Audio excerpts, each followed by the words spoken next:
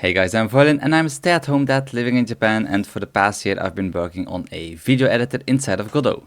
August is over and here's a quick summary of the progress I've made so far.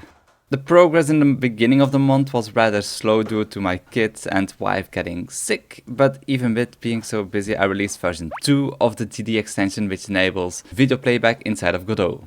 But a couple of changes had to happen for fixing stuff and adding a better system for building the GD extension, as it took forever to compile on my own PC. So yeah, we went a little bit over version 2.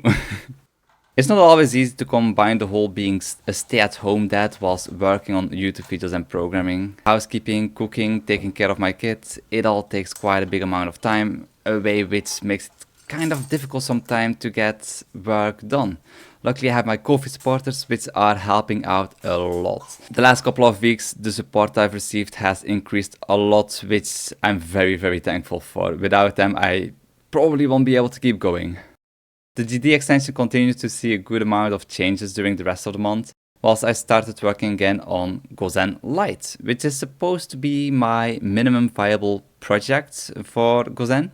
I did manage to release alpha number 2, which had quite a big timeline update, but after that release the amount of bugs reported was kind of high to get a bit previous reported bugs from the first alpha version. Well, I did manage to fix some issues with the third alpha version, but yeah, there was still a lot more to tackle.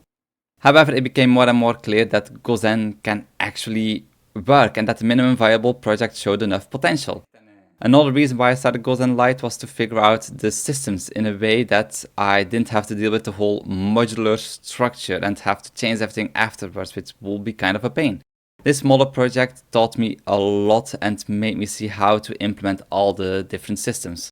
So when September arrived, my deadline on making this whole stay-at-home dad, working from home dream work, I decided I should dedicate more of my time to the actual main project again, as that is a project that most people are actually interested in. I won't abandon Gozen Lite, as I still think it could be helpful for people who just want a very basic, fast, lightweight video editor, but Gozen is the main goal.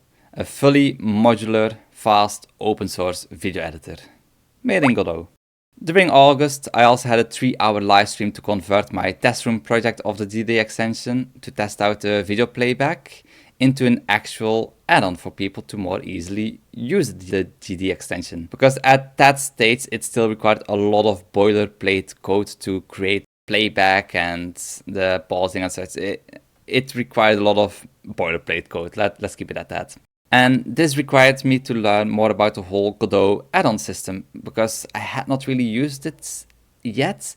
But it wasn't actually that difficult after all. It was, rather easy. And then some weeks ago, after that stream, I released version 3 of the GD extension for video playback in Godot. And the biggest change for that release was that it now comes with a video playback node, which will make it a ton easier for people to use the GD extension inside of their own projects. I'm glad that I was finally able to complete it. It took a little bit longer than expected due to some compiling problems, especially for the Windows side of things, as usual.